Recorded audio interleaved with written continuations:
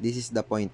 The point is the part of the knife where the edge and spine come together. This is the tip, the first third of the edge. This is the edge. The edge is the cutting part of the blade. This is the spine. The spine or back of the blade is located opposite the cutting edge. This is the heel. The heel of the knife is the part of the blade that is furthest away from the tip of the blade. This is the bolster. This is the balancing point between the blade and the handle, protecting fingers from the blade while adding comfort. This is the scales, are the part of the knife that creates the handle.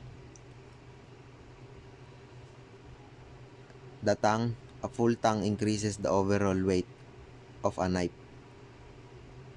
This is the rivets, are used to secure the handle in place. Butt is the opposite end of the knife from the point.